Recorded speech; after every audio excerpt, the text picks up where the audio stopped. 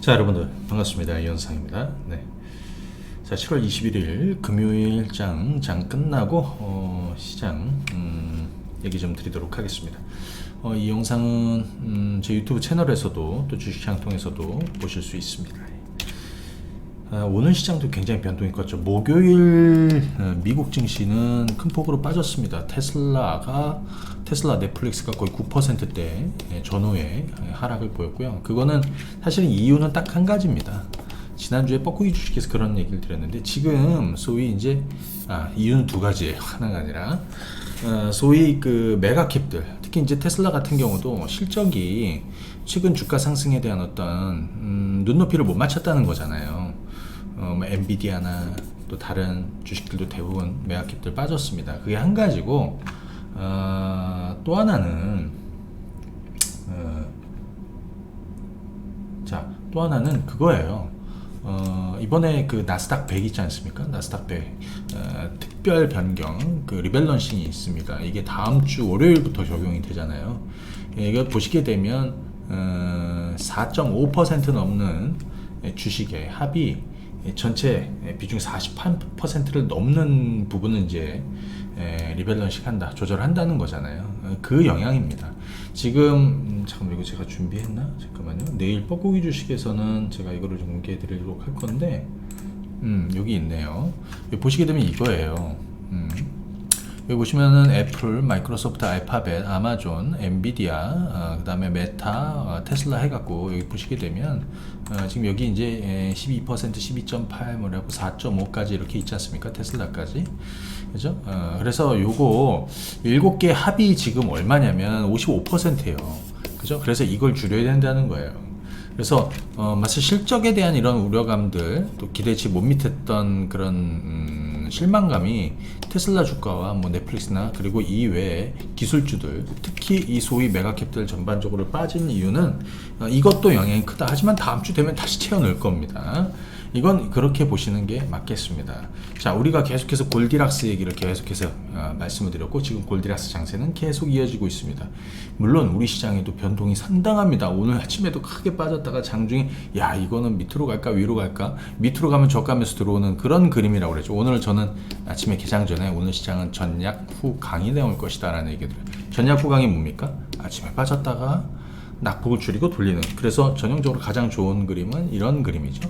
여기가 시가고요, 여기가 장중 저가고요, 여기가 종가가 되는 겁니다. 고가격. 오늘 이런 모양으로 마무리가 되었죠. 그리고 제가 서머랠리 얘기를 계속해서 드렸습니다. 다음 주면 FOMC 잠깐만요. 이거 뻐꾸기 주식에 보시죠. 스케줄 한번 보도록 할 텐데요. 다음 주 26일 FOMC가 있습니다. 물론 기자회견도 있습니다. 이게 더 중요하죠. 어차피 금리는 한번 올릴 거니까요. 하지만 파월은 여전히 매파적일 겁니다. 시장은 이거를 반응할 수도 있고 안 할 수도 있습니다. 그죠? 예. 자, 요거 한번 말씀을 드리도록 할 거고요. 그 다음에 서머랠리 주도주와 다음 주들 주식들 또 좀 정리 좀 드리고, 특히 오늘 요것도 잘 들으세요. 제가 사실 지지난주에 네이버 주식을 바닥이라고 매수 의견을 드렸어요. 뭐 방송에서도 얘기 드리고, 그죠? 네이버가 바닥이다. 제가 2018년도부터, 그죠? 예, 2018년도부터 지금까지 5번 정도 바닥을 잡은 것 같아요. 좀 이따 한번 보여드릴게요. 이거는 우리 구독자 분들한테 좀 선물이죠. 뭐 당장 시장의 어떤 주도 섹터나 뭐 이런 건 아닙니다. 그죠? 아닙니다. 하지만 바닥입니다. 지나고 나면. 그죠? 예, 그리고 네이버는 또 어떤 이슈가 좀 만들어질 수도 있는지도 한번 보도록 하자고요. 네. 에코프로 라인이 안 깨지죠. 이 에코프로는 다음 달 11일에 MSCI 리밸런싱 여기에 편입될 가능성이 매우 높다. 그죠? MSCI 편입이 거의 뭐 확실시 됩니다. 지금 에코프로하고, 그 다음에 지난번에 소개해드린 하나오션하고, 그 그다음에 JYP 엔터 뭐 이런 게 아마 편입이 될 것 같아요. 뒤집어 얘기하면 최근에 에코프로는 그냥 가고 있습니다. 개인 투자들이 막 올리고 있습니다. 쉽게 안 꺾입니다. 그 코스닥이 금방 안 꺾입니다. 근데 그 뒤를 지금 포스코 그룹주들이 가고 있습니다. 여기 포스코 홀딩스가 지금 대장입니다. 그리고 포스코 그룹주들이 다 따라가고 있습니다. 그 어떻게? 계속 갈 때까지 가져야 되는 거고요. 아직도 뒤늦지 않은 것들 따라가고 있는 것이죠. 예, 좀 같이 좀 설명을 드리고요. 2차전지 쪽에서도 지금 뭐 이것저것 순환하고 있습니다. 제가 음극재 쪽도 주목해 보시라고 그랬고, 그 다음에 이번 주에는 폐배터리주들도 올랐어요. 성일하이텍, 세비킴도 올랐고, 코스모화 그 리튬으로 엮였다, 폐배터리로 엮였다, 뭐 이리저리 하고 있는데, 아무튼 그쪽도 시간 투자해야 되고요. 반도체는 오늘 좀 쉬었죠. 그죠, 여러분들? 다음 주는 반등 나오지 않을까? 그죠? 네. 그리고 이 제약바이오는 저도 최근에 계속해서 제약바이오 얘기를 많이 드리는데, 이 제약바이오는 사실은 2년 넘게 떨어졌고요. 이 제약바이오의 고점은 2020년에서 21년 초 정도 됩니다. 코로나 이후에 21년 초 정도 되죠. 그때 제약바이오는 황금주였어요. 황제주고. 하지만 그때 대부분 사람들이 물렸습니다. 그리고 나서 지금 2년이 넘게 흘러왔습니다. 저는 지금 바닥을 외치고 있습니다. 지난주에 제가 제약바이오 라인에서 또 매수 사인을 드리는 애들도 이번 주에 굉장히 좋았고요. 지난주부터 계속 올라오고, 특히 이번 주에 굉장히 강하게 올라왔어요. 뭐 대표적으로 한올 바이오파마 같은 것도 그렇고요. 그 외의 종목들도 그래요. 아마 제약바이오는 최근에 접근하신 분들도 있고, 또는 물려있는 분들도 있어요. 이거 버릴까 말까. 버리지 마십시오. 슬슬 때가 오니까. 이거는 뭐라고 그랬죠? 금리 인상기의 가장 큰 피해줍니다. 그동안 금리를 많이 올렸잖아요. 하지만 이제 시장이 금리를 한 번 더 올릴 거냐, 미국이 2번 더 올릴 거냐인데, 최종 금리는 시장이 어느 정도 예측하고 있어요. 그러니까 별 반응이 없죠. 이제 금리 인상이 끝났다라고 하면 소위 금리 인상의 피해 종목군들이 올라서게 될 것이다. 자, 이렇게 여러분들이 정리하고 보시면 좋을 것 같습니다. 자, 그러면 한번 보겠습니다. 오늘 우리 코스피 잠깐 한번 보시게 되면, 오늘 마이너스 출발해 가지고 플러스로 갔습니다. 제가 요게 전략 후강이라는 거죠. 전략 후강 나올 때는 어떻게? 초반에 빠진다고 해서 나쁜 게 아니에요. 어제 미증시가 큰 폭으로 특히 나스닥이 많이 빠졌습니다. 잘 됐다라고 얘기했습니다. 오늘 아침에 제가 개장하기 전에 잘 됐다라고 얘기했습니다. 왜? 오늘 우리 갭 하락하니까요. 오늘 우리 갭 상승했잖아요. 그럼 아마 음봉 나왔을 가능성이 높아요. 그죠? 그리고 오늘 주말장의 미증시는 만기일이죠. 미증시는 반등 시도가 좀 나올 것 같아요. 반등 후 전략 후강으로 반등이 나오든 아니면 반등이 못 나오든 다음 주 우리 시장이 별 큰 이슈가 되지는 않을 것 같아요. 예, 우리 시장은 어찌됐든 이 안에서 놀고 있습니다. 골디락스 얘기를 계속 드리고 있습니다. 오르고 내리고 오르고 내리고 오르고 내리고, 차갑지도 뜨겁지도 않은 시장 상황이, 그리고 이 증시로 보면 이 저점을 꾸준히 우상향, 높여놓는 우상향의 장기 호황을 보일 것이다. 이거 2024년까지 이루어질 것이다 라는 얘기를 계속해서 드리고 있습니다. 코스닥 한번 볼까요? 예, 코스닥인데요. 가파르게 올라가고 있습니다. 여기만 하더라도 이거 뭐야, 밑으로 갈 거야? 막 그랬지만 아니죠.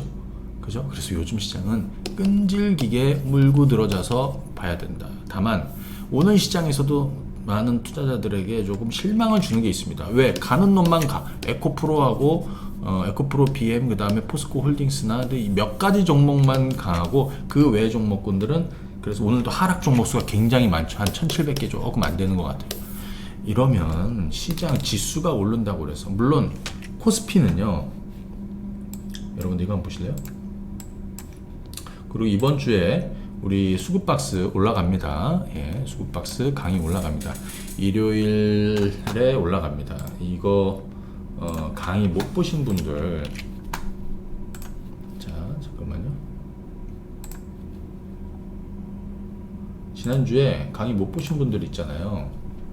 그렇죠? 예, 지난주에 강의 못 보신 분들, 여기 수급박스 기초라고 그래가지고 이제 거의 한 10,000만 건 정도 돼가고 있네요.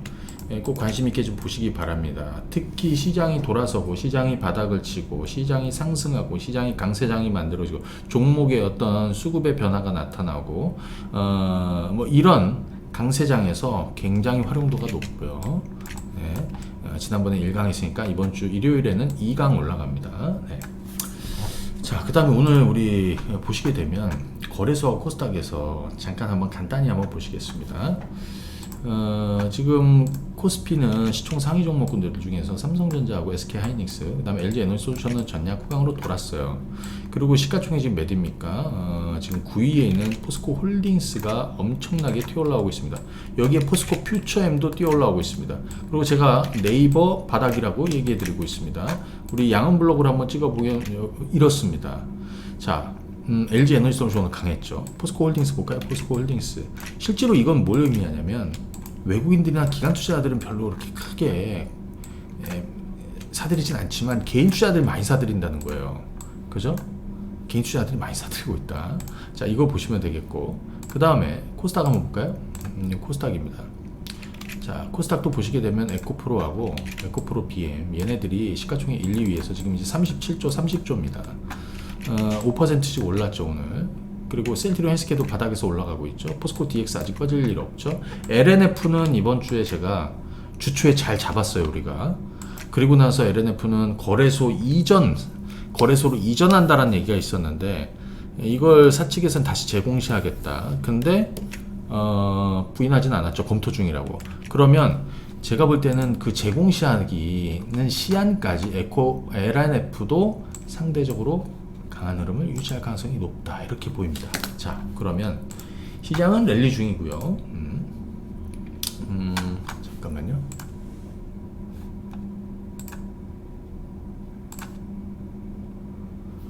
그 다음에 이거 잘 보시게 되면 이번에 금리 인상은 거의 확정적이죠. 확정됩니다. 8월에는 FOMC가 없습니다. 그러니까 눈치 볼 건 없다. 다만 잭슨홀 미팅이 있습니다. 그죠?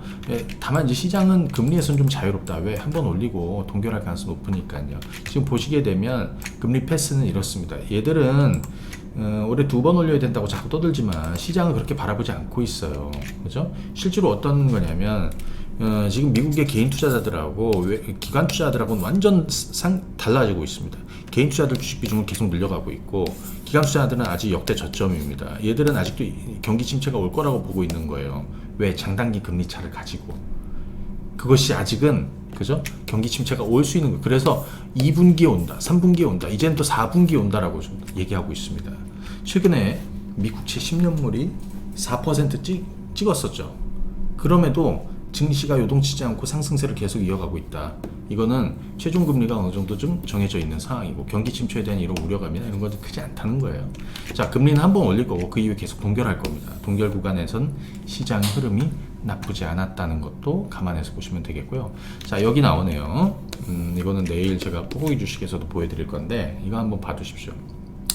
여기 잘 보시면 이 하늘색, 연한색 있죠? 연한색. 자, 제가 빨간색으로 표시해볼까? 요 연한색이 요겁니다. 여기 좀 보시게 되면 연한색이 이런 식으로 내려갖고 이렇게 가잖아요. 이게 미국채 10년물입니다. 그리고 요거는 주식시장, 그냥 S&P 500이라고 보면 됩니다. 근데 여러분들 이렇게 한번 보세요. 지금은 얘가 역계관계죠. 그죠? 근데 기존엔 어땠는지 한번 보십시오.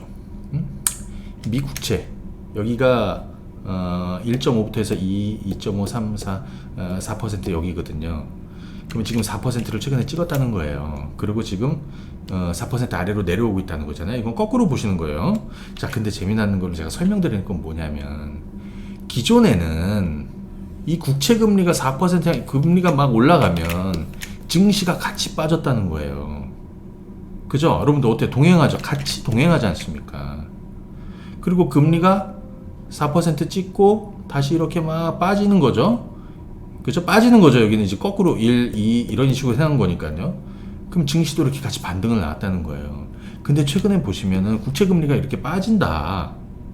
올해 1분기 지나서 2분기부터 해서 가만히 보니까 국채금리가 이렇게 빠지는 게 아니죠. 4%를 향해서 금리가 막 올라가는데 거꾸로 시장은 올라간다는 거예요. 그리고 최근에 4% 찍었습니다. 그리고 지금 미국채 10년물 내려오고 있습니다. 증시는 올라가고. 이건 뭐냐면 시장은 이제 이거에 반응하지 않는다는 거예요. 왜? 상단이 어느 정도 최종금리가 좀 정해져 있다는 거죠. 그죠? 그러니까 지금은 리스크를 회피하는 게 아니라 리스크 온 모드로 가져야 된다는 얘기를 하고 있는 겁니다. 자, 참고하시면 되겠고, 자, 그럼 오늘 종목 얘기를 좀 같이 드리도록 하겠습니다. 첫 번째, 주도주 얘기하기 전에 바닥주 네이버를 얘기하겠습니다. 네이버. 이거는 대형주 하는 분들한테는 선물입니다. 사실 이 주식을 저는 여기 18만원 중반, 19만원, 19만원 중반대 매수 의견을 계속 드려왔어요. 여기서부터. 그리고 작년에 여기 작년 10월달, 작년 10월에 시장이 한번 딱 저점을 딱 찍은 적이 있어요. 예를 들어서 반도체도 한번 딱 찍었고요. 미국의 여기 엔비디아도 그때 바닥을 쳤었고요. 이때 많습니다. 근데 여러분들 잘 보시게 되면 이렇습니다. 제가 2015년 2018년이 아니라 2015년 이후로 네이버를 황금 바닥을 잡아드렸던 시점은 한 번, 그죠? 이게 2015년 하반기예요. 그다음 코로나 전에 2019년도 이때 황금 바닥을 잡아드렸고요. 그러니까 뭐냐면 중장기 투자하기 좋은 바닥점이다. 그다음 코로나 때 폭락했다가 여기 이게 세 번째고요. 여기가 첫 번째, 여기 두 번째, 여기 세 번째입니다. 그 다음에 작년 10월이 네 번째고요. 이번이 다섯 번째입니다. 어때요, 여러분들?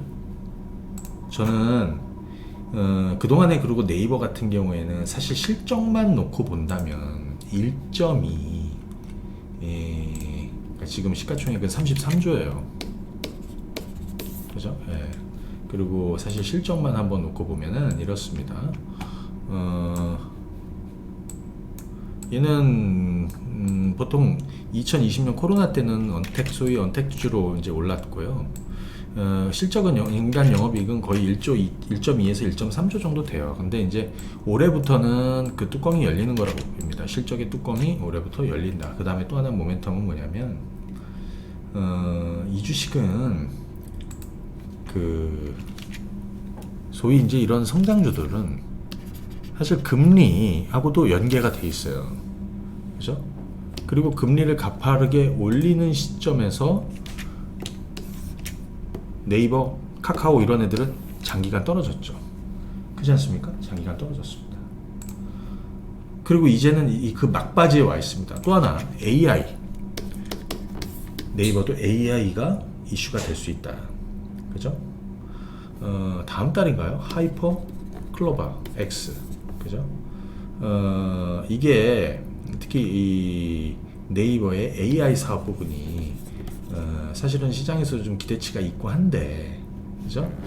그런 모멘텀이 좀 만들어질 수 있겠다. 근데 저는 개인적으로 이제 제가 과거에 했던 흐름으로 보면 극단적인 저평가 상태를 보이고 그것이 해소되고 있다. 앞으로는 좀 우호적인 환경으로 변할 가능성이 있다. 그죠? 네. 자, 이렇게 보시면 좋을 것 같습니다. 최근에 수급도 살아나고 있는 걸로 알고 있습니다. 네, 참고하시면 되겠습니다. 최근에 수급 한번 보여드릴까요? 수급 박스로. 자, 보실래요? 이렇습니다. 여기는 여기입니다. 주가가 안시적으로 막 올랐었죠. 그리고 여기는 주가가 계속 빠졌어요. 왜? 수급이 계속 빠졌거든요. 물론 중간중간에 빨간 블록도 약간은 있기는 하지만 거의 계속 팔았습니다. 그러다가 근래 들어서 보시게 되면 지금 약 3주 정도, 그러니까 제가 바닥을 얘기해드렸던 바로 요 시점 18만원 중반 때부터는 수급이 변하기 시작하면서 매집이 계속 강하고 약하게 이어지고 있는 중입니다. 자, 네이버 투자하시는데 참고하시면 되겠습니다. 자, 그 다음에 볼 것들이 있죠. 지금 이 시장에는 오늘도 2차전지 에코프로하고 에코프로 BM이 오늘 강했습니다. 근데 제가 이제 에코프로 주식은 뭐 이거를 뭐 여러분들 매수하십시오 뭐 이렇게 뭐 할 수는 없고요. 그건 알아서들 하시면 됩니다. 누릴 분들은 누리니까. 저는 이제 포스코 라인 얘기를 좀 하려고 합니다. 네. 포스코 홀딩스부터 해서, 자, 이건 포스코 홀딩스입니다. 지난번에 요 타이밍이 한번 진입해야 되는 타이밍이라서 한번 좀 죽인 다음에 옆으로 늘어졌다가 이 박스를 좀 넘어섰죠. 지금은 50만원 넘어섰습니다. 이게 역대 보시면 주봉으로 보면 40만원대 이제 계속 걸렸거든요. 근데 이 단을 이제 포스코 홀딩스가 넘기기 시작을 하고 있습니다. 넘기기 시작을 하고 있습니다. 그래서 지금 포스코 라인은 계속 보유 의견을 계속 드리고 있습니다. 그죠? 여기는 샀다가도 다시 팔았다가도 다시 사야 되고, 그리고 그냥 계속 보유해가는 쪽으로. 물론 오늘 많이 올랐어요. 그죠? 오늘 좀 많이 오르긴 했습니다. 그죠? 최근에 포스코 그룹주들의 어떤 비전 발표가 있었습니다. 포스코 쪽은 기존의 철강 쪽이지만 철강 비중은 많이 줄어들었고요. 2차전지 소재, 리튬, 니켈, 그다음에 수소, 인프라, 여기에 뭐 이런 쪽으로. 그렇죠? 하지만 여기서 가장 핵심적이고 중요한 거를 한마디로 좀 요약을 해보면 이런 것 같아요. 에너지 전환에 수직 계열화 했죠. 에너지 전환에 처음부터 끝까지의 모든 것을 담았다. 그래서 포스코 홀딩스가 오늘 10.7% 올랐습니다. 자, 여기에 포스코 퓨처 M도 그죠? 같이 올랐습니다. 근데 솔직히 이것도 따라가기는 좀 얘는 좀 부담스러운 가격이에요. 자, 근데 여러분들 포스코 DX 있었죠? 언제? 제가 이때 매수 의견을 드린 포스코 DX, 이때가 13,000원이 안 됐습니다. 12,000 얼마였습니다. 여기 표시되어 있는 이 자리. 그리고 여기 뚜껑 열었죠. 그 지금 잘 가고 있어요. 포스코 인터까지 해가지고 이게 선발주들이 다 포스코 라인. 포스코에서 이제 후발쪽은 뭐냐? 포스코 엠텍, 리튬 관련한 포스코 엠텍. 최근에 제가 이 자리는 또 매수를 할 수 있는 자리라는, 그죠? 사인을 드리고 보유 의견을 드리고 있습니다. 얘도 이번에 직전 고점 트라이를 하지 않을까 싶습니다. 포스코 엠텍이고요. 그 다음 포스코, 이거는 강판이나 뭐 이런 쪽인데, 녹은 강판, 또 EV 쪽의 강판, 또 그 다음에 뭐 인프라 투자나 이럴 때 좀 주목받는 포스코 스틸리온이 있어요. 근데 얘는 뭐 2차전지 쪽은 아니고, 하지만 같이 올라서고 있고, 지난번에 제가 포스코 스틸리온을 이 자리에서 매수 의견을 드렸습니다. 그때가 5만 원에서 5만 5천 원 사이 이 정도 된 것 같아요. 그리고 5만 5천 원이 넘을 때였구나. 5만 5천 원을 여기 살짝 넘을 때. 요게 변곡점이었어요. 그리고 요 날은 아침에 너무 많이 떴는데 다시 올라가고 있습니다. 그죠? 그래서 요쪽도 같이 포스코 라인에서 같이 움직이는 종목들. 그래서 포스코 그룹주들은 지금 에코랑 마찬가지 이번 장에서 갈 때까지 가는 종목들이라고 보여집니다. 자, 한편 폐배터리 가지고 계신 분들은 폐배터리주가 이번 주 돌아서기 시작을 했습니다. 자, 이거는 성일하이텍입니다. 이게 화요일이거든요. 7월 18일 화요일. 이 화요일날, 이건 아무래도 변곡점이다. 그동안에. 왜냐하면 이 폐배터리 쪽은 나중에 어차피 폐배터리 시장은 커질 수밖에 없습니다. 시간이 뒤로 가면 갈수록 폐배터리 시장은 커질 수밖에 없습니다. 그렇죠? 특히 2025년부터는 급성장을 할 건데 그거를 미리 반영하게 될 겁니다. 성일하이텍. 뭐 내용도 좋죠. 전처리 후처리를 다 하고 해외 또 국내 해외 생산 기지도 가지고 있고, 그렇죠? 자, 이번 주 화요일날 변곡점이었고 이게 수요일이고요. 목요일날은 장중에 또 한 13% 급등했다가 밀렸습니다. 그리고 오늘로 주가가 오르다가 이렇게 윗꼬리가 생겼는데, 이거는 왜냐하면 물려있는 사람들이 이제는 좀 팔고 싶어 하는 사람들이 있을 거예요. 하지만 저는 좀 길게 가시라는, 이거 분명히 전고점 트라이 할 거라고 보여집니다. 시간 투자를 하면 됩니다. 세비캠도 마찬가지. 세비캠도, 그렇죠? 세비캠도 이번 주에 이렇게 급등을 했어요. 가능성이 있죠. 그런데 이리저리 다 껴있는 게 코스모 화학이에요. 자, 코스모 화학은 최근에 리튬으로 올랐다가 여긴 리튬으로, 여긴 폐배터리로 같이 올랐고, 또 리튬으로도 같이 좀 올랐고요. 최근에도 리튬으로 올랐고, 여기도 마찬가지. 근데 보니까 리튬도 그렇고 지금 폐배터리 쪽으로도 같이 움직이는 이런 쪽이에요. 그래서 변동은 좀 크지만 이 자리는 매수 자리라고 그랬고요. 여기도 매수 시켜드렸습니다. 근데 이 이전, 그러니까 대략 한 6만 5천 원을 넘는 흐름이 곧 만들어지면서 다시 한번 트라이를 하지 않을까 싶습니다. 자, 이것도 좀 주목해서 보시면 되겠고, 2차전지 쪽에서는 하나만 더, 물론 다 할 수는 없으니까 음극재 시장이 앞으로 커질 거라는 거는 한번 고민해 보시는 게 좋아요. 음극재. 그죠? 네. 실리콘 음극재 시장이 앞으로 커질 것이다. 그죠? 네, 커질 것이다. 대기업들도 이 실리콘 음극재 시장을 새 성장 동력으로 삼고 있다. 이 실리콘 음극재가 전기차의 주행 거리를 늘리고 또 충전 시간은 단축을 시킵니다. 그래서 여기서 주목할 거는 세 가지입니다. 나노 신소재. 이건 CNT 도전제 관련해서 제가 5만원대부터 시작했던 종목이죠. 어디? 여기서부터 시작했습니다. 이 5만원대 제가 뭐랬냐, 10만원 갈 거라고 그랬고, 10만원 찍으면서 빠졌을 때도 계속 매수 의견 들었고, 올 초에도 매수 의견 들었어요. 10만원 넘을 거라고 하죠. 여기가 10만, 여기가 8만원이고요. 여기는 얼마예요? 19만원입니다. 그게 이번에 12만원, 13만원 온 겁니다. 제가 여기는 주식을 사야 된다라고 했어요. 13. 그리고 지금 14 넘어서 지금 15 넘기 직전입니다. 이 나노신 소재입니다. 또 하나는 제이오입니다. 신규주죠. 그죠? 네, 제이오도 상당히 견조합니다. 곧 트라이 하지 않을까 싶습니다. 제이오. 그 다음에 대주전자재료입니다. 얘는 변동도 좀 크지만 다시 움직일 가능성이 좀 있다라고 생각이 들어요. 대주전자재료. 그래서 음극재 쪽에서는 이들 종목에 대한 관심이 필요하다. 이렇게 여러분들 정리하시면 되겠고요. 오늘 바이오 얘기 하나만 좀 하겠습니다. 물론 지금 셀트리온 헬스케어 같은 경우에는 최근에 합병 이슈로 이렇게 올랐다. 이거 셀트리온 헬스케어입니다. 그리고 이렇게 반등이 나왔는데, 이거 잠깐 한번 큰 그림으로 한번 주봉을 한번 볼게요. 제약 바이오주들은 가지고 계신 분들도 있고, 그죠? 네.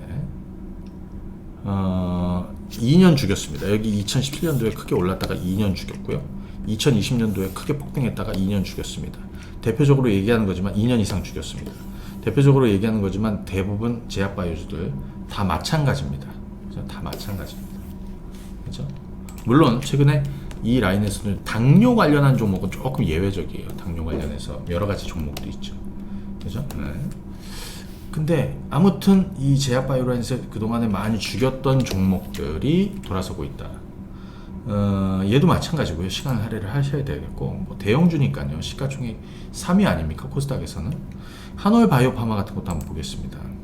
이거는 지난주에 제가 끈질기게 물고 늘어져야 된다고 그랬어요. 얘는 솔직히 2년 떨어졌고요. 그리고 이미 올해 바닥을 만들었습니다. 지난 3월달. 그리고 이번에는 어떻게 됐냐면 이렇게 깨졌죠. 근데 이건 왜 여기서 못 돌았냐? 금리를 더 올릴 수도 있다. 그죠? 그 지지부진한 흐름, 매파적인 흐름 분위기에 빠진 거예요. 다른 쪽으로 매기도 뺏겼고요. 하지만 2024년에는 금리 인하기가 시작이 됩니다. 그래서 지난주에 이 종목은 저점이었어요. 그래서 여기 19,000원, 2만원 넘을 때 여기는 주식을 사야 된다라고 얘기 드렸죠. 그래서 지금 여기는 2만원이고요. 여기 23,000원 한 15% 올랐습니다. 벌써 한 주 동안에, 이번 주 들어서. 하지만 더 갈 겁니다. 이건 대표적으로 얘기해 드리는 거고, 그죠? 뭐 오스코텍 같은 것도 좀 오르고 했는데, 제가 이제 강조드렸던 종목들이 있죠. 그런 제약 바이오 라인에서도 기회들이 2024년까지 차근히 생길 겁니다. 그죠? 자, 그리고 그 외에도 지금은 시장 전반이 우리가 정의한 대로 골디락스 장세입니다. 장기왕을 이루게 될 것이다. 하지만 진통이 있다. 오르고 내리고 반복하게 좀 저점을 꾸준히 높여가는 이런 흐름이 될 것이다. 실적 장세로 돌아왔었죠. 주가는 먼저 오르면서 실적에 대한 눈높이가 많이 올랐는데, 거기에 호응을 하느냐, 만족을 시키느냐 못하느냐에 따라서 주가가 더 오르거나 아니면 좀 밀릴 수도 있지만, 잡음일고 일시적인 전통이다. 결국에는 하반기를 향해서 가고 내년도 2024년 유동성 장세에 대한 어떤 기대감이 폭발하는 시점은 그때쯤 되겠죠. 그걸 향해서 시장은 차근히 올라갈 겁니다. 또 하나가 최근에 달러가 100, 인덱스 100을 깨고 내려왔습니다. 그렇죠? 물론 반등이 좀 났습니다. 보실까요? 여기 반등이 좀 있지만 이건 중요합니다. 추세적으로 이제 약세가 이어질 수 있다라는 겁니다. 그럼 달러 외 자산에 대해서, 특히 미국 시장 외에 주목되는 시장들이 있다는 겁니다. 일본이 그렇고 한국이 그렇습니다. 자, 오늘은 여기까지 말씀드리고 정리하겠습니다. 여러분들 시장 안에서 기회를 찾으셔야 되고, 제가 올 연초에 무슨 얘기 들으면 이건 이제 코스피인데요. 주식시장 안에 있는 사람들이 성과를 내게 될 것이다. 하지만 주식시장 밖에서 눈치를 보는 사람들도 주식시장으로 진입하기에 좋은 시기다. 다만 사람들이 확신을 못 갖는다라고 그랬죠. 그리고 나서 3월 달에도 그런 얘기 드렸고요. 최근에 5월 달 셀인 메일을 다들 외쳤지만 저는 바이 메일을 외쳐드렸단 말이에요. 지금 이렇게 가고 있습니다. 시장은 시작된 겁니다.